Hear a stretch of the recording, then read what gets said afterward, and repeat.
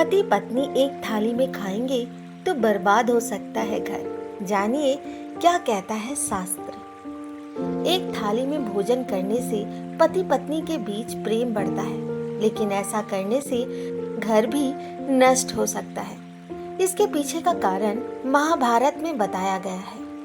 अब संयुक्त परिवारों की जगह एकल परिवार ने ले ली है। परिवार में रहन सहन तौर तरीकों में नए बदलाव आ गए हैं।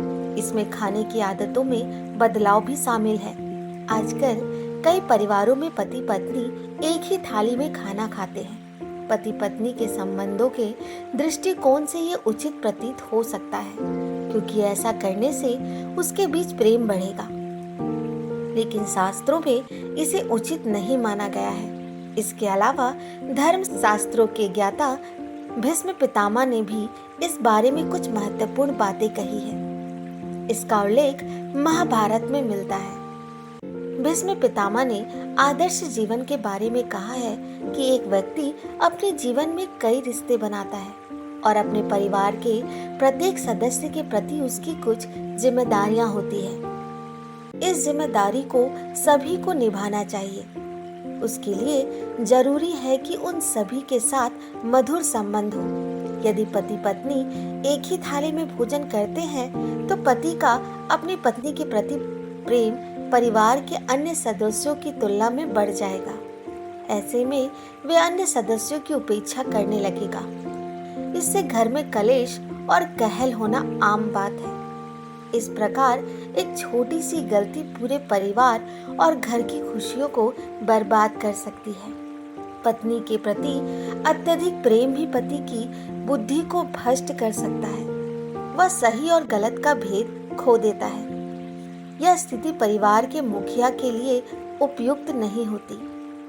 बेहतर होगा कि पति पत्नी एक ही थाली में भोजन ना करें और पूरा परिवार एक साथ बैठकर खाना खाए।